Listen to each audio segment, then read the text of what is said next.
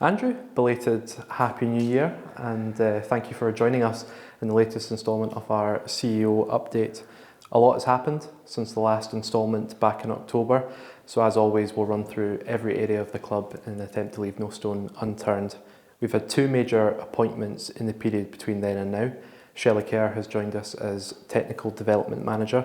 Can you tell us a little bit to start with about how Shelley has settled in and what her efforts have been focused on? Yeah, of course, and Happy New Year to, I know it seems late now, but to all our fans and to everyone that's watching this. Let's hope it's a good year for us. We certainly seem to have started it well, so let's keep that going. Shelley is someone that I've known for quite a long time, as is Graeme Jones from our time at the SFA, and Graeme identified her as someone that he felt would add a real level of experience to help us, in particular around the transition of players, and this is very much on the boys' side, from the academy through to the first team. It's something we talk about a lot, and although we've obviously put in place certain things such as the B team, etc., and under 18s team and all these sorts of things to help with the transition, where we're a bit light is having someone that focuses on the individuals and make sure that we really understand each individual's needs as they come through that system. So Shelley will be, that'll be the big part of her job. One of the things she's doing as part of that, and it is just as part of that, is assisting with the B team, and I think she brings some real experience there to help out, which is good. But the bigger thing is this transition piece, which is really important to us as a club. How crucial is having a figure like Shelley in that pathway? You touched on it there, but particularly in sort of the day-to-day management of that development cycle. It's very important. I mean, Shelley's someone that comes with a rich background. Many people may not know that after she left her role as the national team coach at the SFA, she worked for some time with the FA in England, and it was around this whole development piece and also coach development. So she has huge experience in this area, and where Graeme is very experienced in what he does, but Graeme would be the first to admit that he's not a football tactician as such, and therefore to have someone that can just add to his experience and just give that extra bit will be really crucial in this area, and I think it will just help us see further fruits of some of our boys coming through and making it to the first team, which is what we all want. As you've said, assisting Angus Beith with his role with the B team will form part of Shelley's remit. They've had a recent run of weather-related call-offs, but I mean, just looking at the stats, following Angus's appointment as B team head coach, played 4, won 3, drawn 0, lost 1, which is obviously fantastic news. Yeah, listen, the B team, we try not to get too fixated with their results, because the B team is all around being a developmental piece, and it's around, individuals. It goes back to what we were just talking about, this whole stepping stone to the first team. And by definition, and if you look at the fact that the first team now have 2 or 3 players that would still be eligible to play in the B team, then that's going to weaken the B team and make it harder for them. But that's great. That's what we want to see happening. So Angus is great. I'm really delighted that he wanted to do this role. He was also delighted when we brought in Shelley. He sees her as someone that he can learn a huge amount from. And notwithstanding the fact I've just said the results aren't the be all and end all, it's obviously great for the players and great, being in that competitive environment, being in that league is one of the whole points in playing in the Lowland League, to see how well we can do at that level. So no, it's good that they have had some decent results. As you say, the weather hasn't been that kind, but hopefully it seems to be warming up again, but maybe it'll be cold again next week, we'll see. In terms of youth development then, we've seen Adam Forrester and James Wilson make big strides in the first team this year, and of course Neil Critchley has hinted that there may be more to come further down the line. How important are Angus and Shelley's roles in the overall platform that the B team presents to our young talent? Yeah, very much so. What we'll always do is we'll look at whether what we have in place is the best thing to allow us to bring the players through. At the moment, that is having a B team. It might not always be the case. There's been some talk about the SFA bringing in an under-19s type team, which effectively is almost what our B team is in many ways. There's also talk at the SFA of bringing in new cooperation agreements, which would allow you to loan additional players to teams down the league, but also bring those players back. So this area is a massively evolving area, and we will make sure that we evolve with it and make sure that we are at the forefront of anything that's happening and understand what's coming down the line. That's one area where it's helpful, me being part of the SFA and the Professional Game Board. I see things coming down the line. I can think about how they might affect us as well as the wider game. And so no, it's vitally important that we're always looking at this transition piece, because ultimately that is the main reason for having an academy, is to bring through players to our first team, and then hopefully with some of them we could then maybe sell them on and they can go on to greater glory, perhaps in England or elsewhere. We've seen a lot of players moving to Italy recently from Scotland, which would be wonderful to see some of our talent do that after they've helped us maybe for a couple of seasons. Things are looking positive for the B team, and it's been a season of positivity for the women's team. 4th place and within touching distance of Glasgow City in first. What a campaign they're having again. It's been incredible. I think it's been really interesting to look at the women's league this year. There's 5 teams who are all very, very tightly together. I think it would be a huge ask for us to say, we'll win the league, but the fact that every game we play now, we're competing in it, and we're competing with Glasgow City and Rangers and Celtic, and that's a real stride forward. But it's one thing competing in one-off games. It's different, and you see it in the men's side as well. It's different keeping that going through a full season. And up until now, there's no doubt that there's been 5 teams that have done very well, and other teams are quite a way behind. So no, Ava's done brilliantly. It's an area we have invested in over the last few years, and to get us to this stage, and I'm delighted that we're seeing the fruits of that investment. So no, all the best to that team for the rest of the season.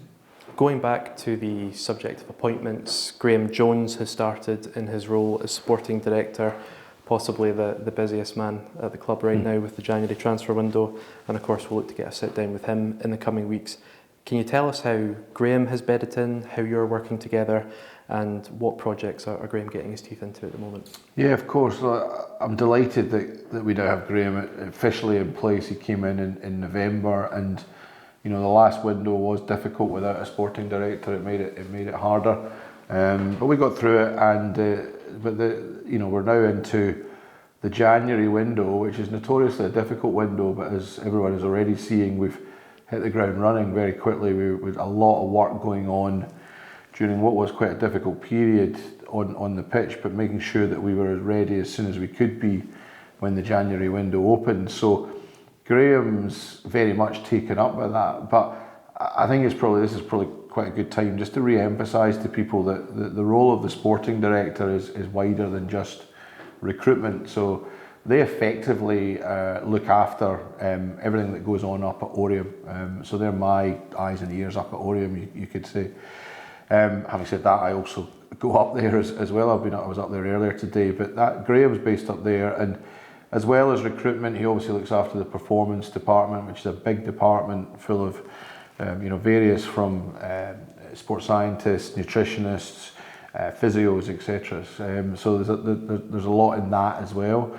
And then you've also got the academy, which is a massive structure. So Andrew Webster in there will also report into Graeme. And then he's got the men's A team, the men's B team, and the women's A team all report into him. So it's a wide remit, but there's no doubt at this time of year the focus is very much on recruitment. So this is his first time of really having to deal with agents through a transfer window, which he is thoroughly enjoying. And but it's been good so far, and he's really getting his teeth into it. So it's been great, and I'm just delighted to have him on board. He's been a great addition to the team. You mentioned recruitment, which clearly, as we're in January, a very topical subject. We'll delve into the particulars about arrivals and departures shortly, but another implementation has of course been Jamestown Analytics. Appreciate there seems to be a bit of a mystique around how Jamestown Analytics operates. To the best of your ability, can you tell us a little bit about that workflow, about that relationship, and how we're using it to the best of our abilities? Yeah, of course. So I think it's very important to make it very clear that the Jamestown piece is a part of the process. It is not the whole recruitment process. I think people misunderstand that. There's also this, as you mentioned, mystique, and I think people think that we've got some sort of amazing black box that sits up the road and just spurts things out, and it's not like that. So just to recap, what the way it works is that Jamestown have a massive database which has been built up over years and is continually updating itself, analysing players and player abilities.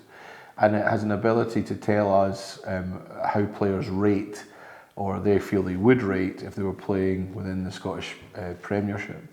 And so we would, just to give an example, we would have gone to Jamestown for this window saying we're looking for a centre back, and we would have given a bit more on the type of centre back we wanted, and now that would all come from the manager, the head coach and those guys, and what they want. That gets fed to Jamestown, and they'll then come back with some options for us based on their analysis.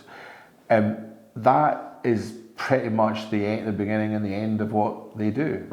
We then take those away, and it's for us to take a view on those players, do our own diligence around the character of those players, whether they'll fit into our squad, were they the type of player we were looking for. We'll do some references, software, find out a bit more about them, because what the analytics does not do and cannot do is give you a view on the individual personality of a player, and that's massively important. So it's then for our team to do all of that, and it's also then for our team to do all the negotiations around, which is where it becomes difficult with negotiating with agents, negotiating with clubs, so there's, as I say, it's a hugely important part of the process, but it's only one part of the process, and it's been used, and it will continue to be used for all our comings in this window, and into the summer and onwards. It was announced earlier this season that Jackie Duncan would be retiring in the summer from her role as finance director at the club. Jackie gave a sterling performance in her final AGM. How far along has the search for a new finance director come? How's that process going? Yeah, actually that process culminated or finished at the end of last year, and we do now have someone. We're just going through the paperwork with that individual. It's an individual who is currently an FD in the sports industry, which I'm delighted that we've been able to get this person, and they will start at the beginning of April, and there'll be a handover period then towards the end of the financial year between Jackie and this person. So not ready quite to give a name, but that will come soon. But just delighted that we've done that, and we've got that person coming in. So that's another big change coming down the line, and a really important person. The finance director sits on the full club board along with myself, so it's a key appointment, and looking forward to working with the new person when they come in. Just on the subject of the AGM, the club posted encouraging financial results for the past year despite that absence of prolonged European football. Not everyone will have caught up with matters discussed at the meeting, so are there any points that you would like to reiterate or re-emphasise? First point probably to say we did post a loss, so people will look at that negatively, and I understand that. I think the big thing though to say about that is what I would call our sort of underlying business, in particularly our revenue side of the business, grew significantly, and we posted record revenue and underlying. In fact, our underlying revenue was up at the same level as it had been the year before when we had group stage football. So that was incredibly impressive. The biggest issue we face at the moment, and many businesses face, is escalating costs, and it's escalating costs across a number of areas. There's been huge wage inflation over the last few years. We've all seen that. There's also been huge cost of living. We've all seen how much food, etc., and other things have gone up, and how much utilities have gone up. And we're a football club, and we've got a big football stadium to run, and we've got a lot of hospitality that we offer and we deliver, and those have all come on and are continuing to come under significant pressure. As our salaries, we have bigger staff here as we've grown. Never mind the footballing side of things. National insurance for employers has gone up. So although we put season tickets up last year, they only went up to take them back to the level of 2020. We don't charge huge rates on our hospitality compared to other clubs, and we give very good quality. So there are areas that we will have to look at. There are decisions that have to be made. But yeah, it is encouraging. We are bringing in more money. I just wish we could get to a stage where less money was going out to the club. But that's part of my job, part of the finance teams, and part of everyone's job within the organisation, just to think about how we are spending our money most wisely. And I'm sure every business is saying the same at the moment. And of course, part of meeting those economic challenges is the importance of club-generated income. For example, revenue from sponsorship, hotel, hospitality offerings, which recently won another Best Bar None Scotland award. And that allows us to reinvest those profits across all areas of the club, doesn't it? Yeah, I mean, the commercial side's grown significantly over the last 2-3 years. And we've got some really, really good sponsors now. I can't name them all at the moment. Obviously, we've got Stella Armada on the front of the shirt, who'll be here for a good period of time. But we've got a suite of really good sponsors now who we are hugely grateful to. I got to spend a bit of time with some of them, especially on our European trips, where some of them came with us, and that was good to get to know our sponsors a bit better, to know what they want from their sponsorships, because it's not as simple anymore as I'll give you X amount of money and you'll put my name on the shirt. It's a lot more goes into what companies want from these deals and what they want from us, and they want to be part of the Hearts story. They like the culture of Hearts, they like what we do in the community, they like the fact we've got a really strong women's team and these sorts of things. As well as they want, obviously, our men's first team to be doing well. So that's really, really important. On the hospitality side, I'm not daft. I know there's been a lot of noise, and people say, well, why have we spent so much money on, some of the things in the main stand, including the hotel?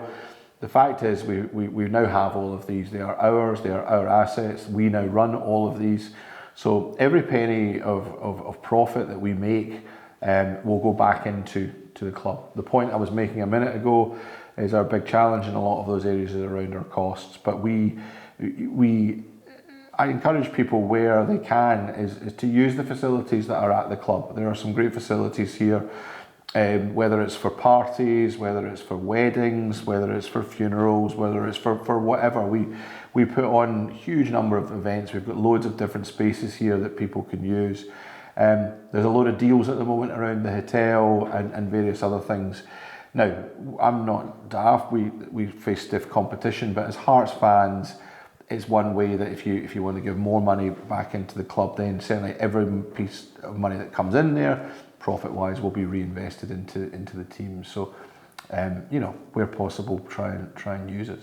Of course, the club's commercial team are working flat out on identifying new opportunities, and I believe there is an announcement in the pipeline to come.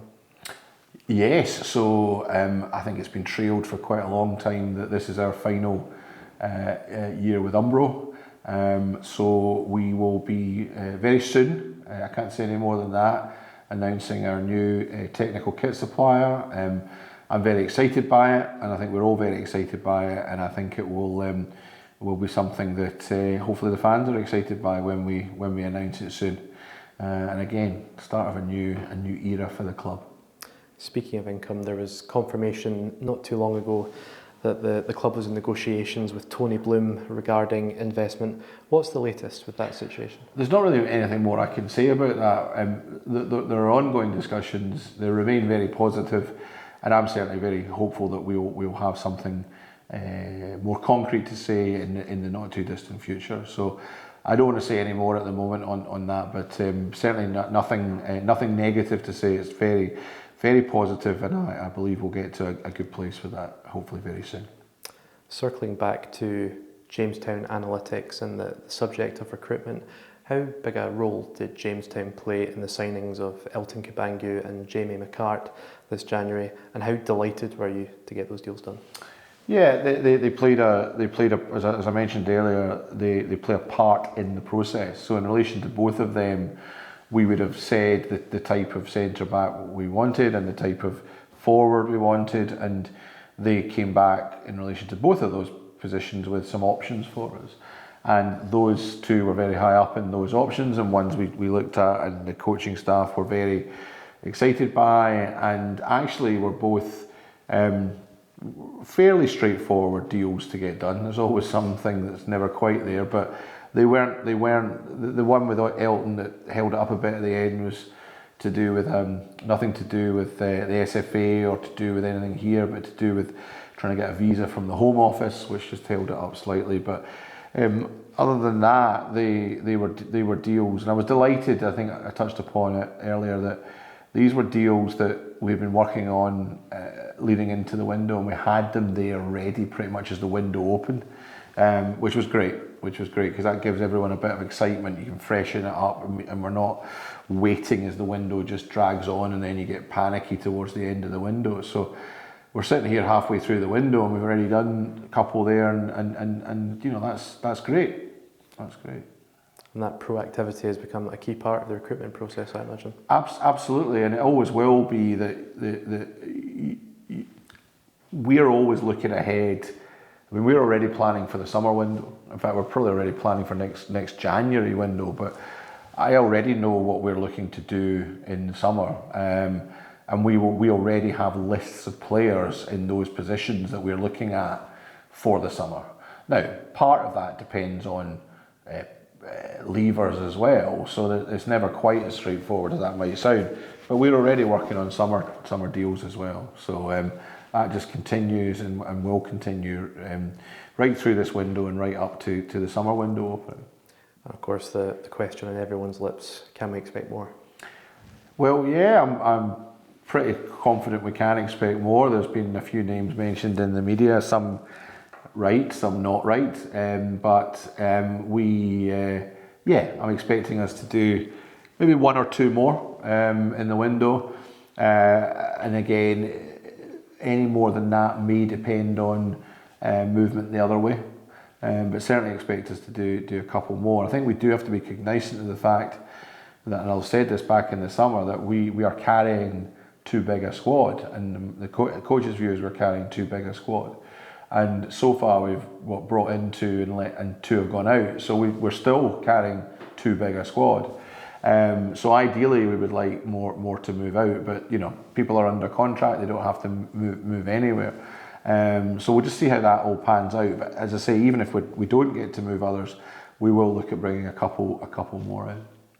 Just to touch on a situation that emerged last week with regards to potentially sensitive information relating to players being made public. Neil Critchley was very firm in his addressing of it, said it was simply not acceptable. What do you have to say about these leaks that are becoming more and more prominent? I think it's hugely disappointing. I mean, don't get me wrong, football is the most leaky thing you can work in. I find it incredible, some of the information that gets out there, and I think it's because people have information and it gives them a certain cachet that they can then tell someone that look at this I've got, and it's very difficult to work out where that comes from, especially some of it will not necessarily from within the club. There are a lot of people involved in these sorts of deals, and who any of whom could have leaked it or could have spoken to someone else. From a journalist perspective, I totally understand they have a job to do, and that they're trying to get information on who we're bringing in and who we're not bringing in.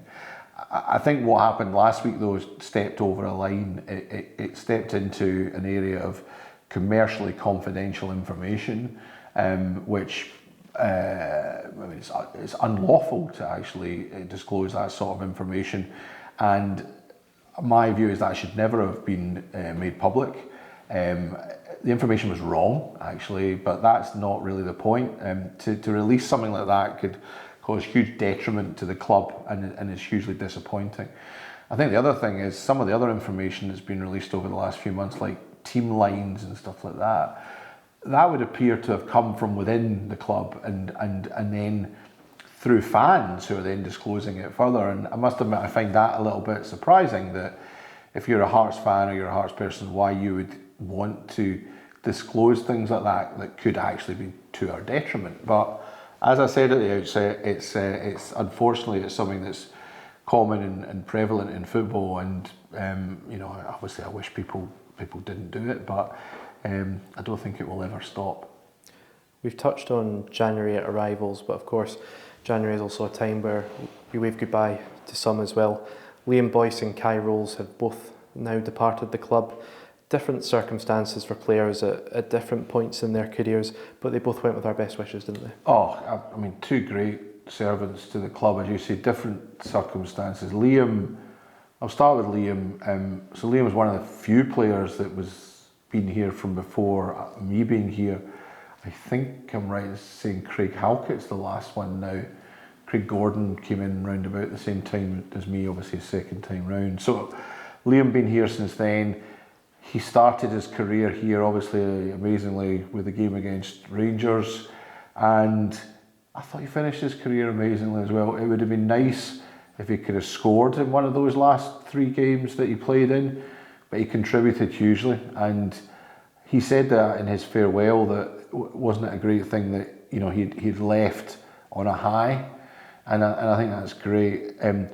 Circumstances and personal circumstances, and we'll talk about sliding doors moments in life, but he got the opportunity to go back to Northern Ireland, where he's from, to create his family home just outside Belfast, where he lives, take his kids back there and play for Derry.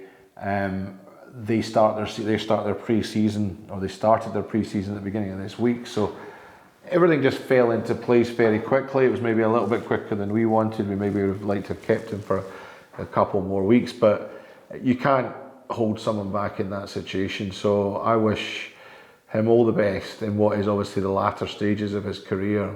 He's been given a 2-year deal at Derry, which is great, and I'm he deserves everything he gets. Kai, very different. Kai really just looking for a new challenge, and an opportunity came up for him to play in the MLS for Washington DC, which I personally think sounds like a great opportunity for him. I don't know, but I suspect he'll probably do well financially out of it as well. I know there's been different views on how well or otherwise the club have done financially, but I think actually we've got a decent enough deal there. But Kai's been a good servant for us over the last 2-3 years that he's been here, and he's always been there when we've needed him. There's no doubt we will miss him, but Jamie stepped in at the weekend and looked like he'll be a good replacement. But no, Kai goes with our best wishes as well, and we're now down to only a couple Australians. I think we were up at 5 at one point, but we're now down to just 2. But at least one of those 2 is larger than life.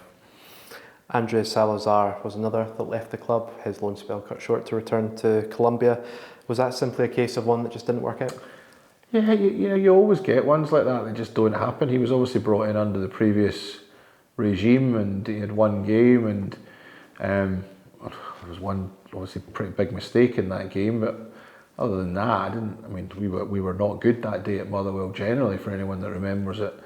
So I don't think he was the worst player on the pitch that day by any manner of means, but yeah, it hasn't worked, and he didn't feature in the plans for the new manager. James Penrice has been fantastic in that position and has made it his own. We also have Stephen Kingsley, as I know he's injured at the moment. We have him as a backup if need be. So we decided it was best for all parties, best for him in particular, to go back to Columbia, and he'll want to play football as well. So again, wish him all the best in his career, wherever that takes him. Going on to first team matters on the pitch, how do you assess performances and results since our last CEO update in October? So the last update I did was on the Neil had been in for 3 games and he did 2 wins and a draw, and it was all looking pretty rosy, and we were due to play Kilmarnock at home that evening, and I think I was still making very bold statements about still finishing third. We're actually much closer to third now than we were back then. Possibly not entirely by our own efforts, but we are. How do I assess it? Ups and downs, I think it's probably fair to say. I think it's been well documented that during Neil's time here, we're in the higher end of the division. But Neil himself has said many times that we've got a long way to go, which is great. He sees that there's a lot of improvement we can still do, and we can get much, much better. We've had some games that I think we all look at and think have been really disappointed. Obviously the derby, Kilmarnock away. I suspect you might touch upon Europe in a second, but I think we've all been really pleased though since the derby how we've played. Wish we didn't have, or there's been 2 injury times that I wish we could have over again. We should be sitting here with 4 clean sheets and 4 wins, but we're not. So we move on. But it's not just the scores; it's the manner of how we've been playing. I think everyone would acknowledge that we've looked much better. I think with some of the new signings coming in, we'll get even stronger. I'm hopeful with Lawrence coming back that he will regain some of his Midas touch for the rest of the season as well. So at first I just like us to get into that top 6. That's where I want us to get, and then we'll just see where we are at that point. So I think I said last time I was confident we would get into the top 6. I know there was some commentary as to why I was confident. I guess that's my own confidence. So I'm still confident we'll get into that top 6 and then hopefully get higher than that as well. You mentioned it there, and taking a moment to reflect on our European campaign. It started with so much promise, but it did end with so much disappointment. Put simply, was that an opportunity missed? Yeah, without doubt. I think we're still all pretty down about the Petra Cup game. Copenhagen, I understand Copenhagen. I thought Bruges was disappointing as well, to be honest. I know we missed the penalty, but even without that, I thought it wasn't our best performance, and I thought we were a better team than them. Copenhagen were a decent team, so I think we take our hats off to them. Petra Cup, I still can't believe that really what happened that night. I thought we were miles better than them. They then scored, and we just looked shell-shocked, but we managed to get ourselves to 2-1, so you thought, okay, that's fine. And then they got the penalty, so a disaster, I'll be honest with you, that night. What I would say, but that is the overwhelming feeling. But what I would say is, we thought going into it that 6 points might get us through, and that 7 points would definitely get us through, and couldn't be more Scottish that we ended up with 7 points, but being the only one on 7 points that didn't go through, and that was off the back of another team scoring 3 goals in about 10 minutes, none of which I knew at the time, because I was desperately disappointing as to what was going on in front of me. But you can probably hear in my voice just how disappointed I still am about that. I think to have had more European football beyond Christmas would have been wonderful. Having said that, let's take a view that we can now focus on the league and the cup, and we'll aim to do as well as we can in both of them. In an effort not to skirt any issues, what followed our European exit was some sections of our support expressing their opinions by boycotting the St Johnstone match and gathering in the plaza prior to the Motherwell game. How were those events viewed within the club, and what is your message to those fans involved and indeed to the wider support? I think my first message would be more general. Look, we are very fortunate that we live in a country where you can protest and you're allowed to protest. So I will always uphold people's rights to protest. I have no issue with people singing "Sack the Board" either, if that's what they feel. That's a common thing for football fans to sing when they're not happy with things at a club. What I don't think is appropriate or should be tolerated is singing about individuals in an abusive manner or being abusive to any individuals to their face or otherwise. I just don't think that is appropriate. It wouldn't be accepted in any other area of life, and it shouldn't be accepted within football. I totally get the frustrations of the fans. We were all frustrated. I think you've just heard how I felt after Petro Cup and other games, but I personally don't understand what a protest is going to achieve. I don't understand how that's going to make things better on the pitch, which is I think what we all want. We need to be together. We're all Hearts fans. We're all in this together, and we all need to try and come together. But as I said at the beginning, it's people's right to protest, and if they wish to do so, then I'm certainly not going to criticise them or tell them that they shouldn't do it. It's just personally, I don't think it's the right thing to do, and the best thing for the club. We'll go back to matters on the pitch next, but before we do, the foundation of Hearts have also not found themselves immune from supporter criticism. It's been a period of change for them with new board members elected. Perhaps you could shine some light onto how things are with the foundation and what the relationship with the club looks like. Yeah, there's a few angles to that. Firstly, I'd like to congratulate the three individuals who were democratically elected only a month ago to their positions. Other people stood against them, but those were the three individuals that won the elections. Jerry obviously coming back on, and Claire and Gary coming on for the first time. Subsequent to that, it's been confirmed Jerry will remain on the club board as the chairman of FOH, and Claire Hammond has just been announced that she's come on. I've read a few things recently about a view that things are too cosy between FOH, or these are people that we wanted on the board. Now Jerry's been on the board for a period now, and I think it is important that we have a bit of continuity, and to have him on for hopefully another 3 years is good. Claire, I've only met Claire once, and that's when she won that election, and I went up and congratulated her. I'm having a coffee with her tomorrow just to actually have a proper chat with her for the first time. So any suggestion that there's some sort of cozy relationship between all of us is not really correct. In fact, just last week I had an exchange with one of the FOH board members about some of our signings, etc., and I think it's fair to say it was a fairly robust exchange, which is absolutely fine. I have no problem with that. So, having said all of that, it is important that we have a close relationship between the FOH and the club, and we do.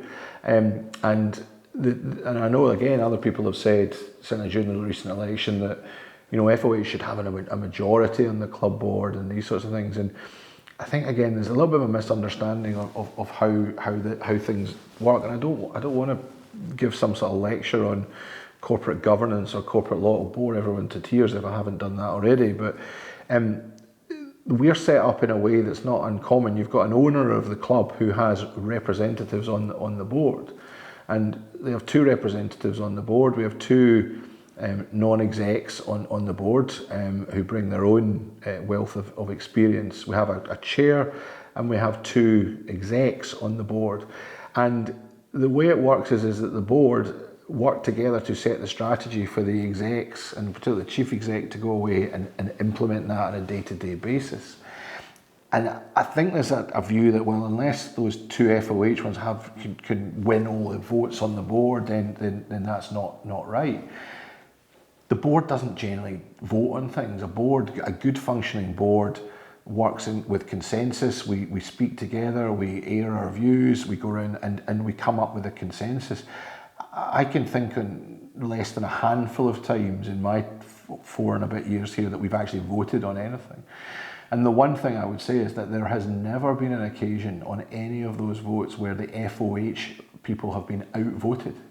So this idea that they don't have a voice on the board, or that they don't bring to the board what is, they don't correctly represent FOH on the board, in my humble opinion, is just not true. This is this whole, and I know some people hate the phrase, the whole fan-owned, not fan-run. So the fan-owned, but there is an element of fan-run in the sense of they are on the board, and it's the board that set the strategy, which then allows it to be run by the executive.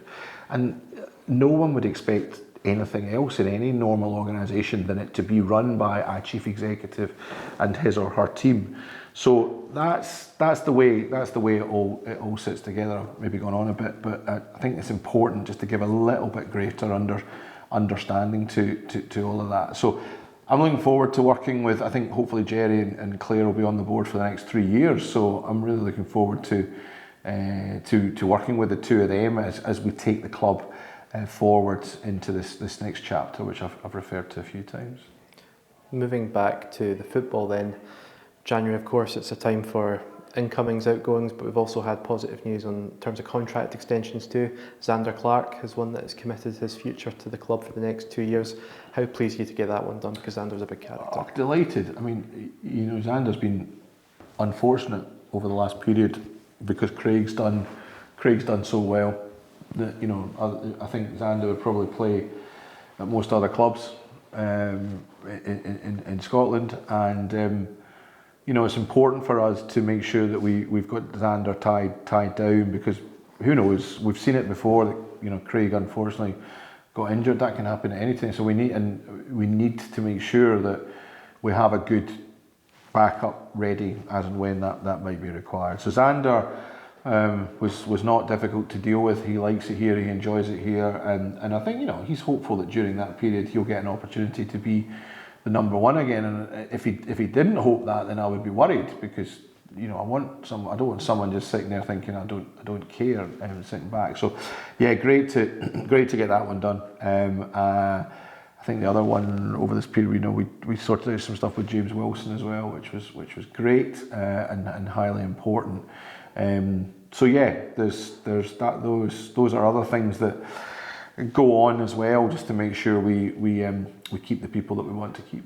There was a stat published very recently that since coming to the club, Neil Critchley has us up to 4th in the form table. Can you give us a bit of insight into your working relationship with Neil and how that process is going? Yeah, so Neil's main contact, I guess, at the club in day to day would be Graeme Jones up at Oriam. I'll see Neil every week. I'm up at Oriam at least once a week. Was up there earlier on today, had a quick chat with Neil.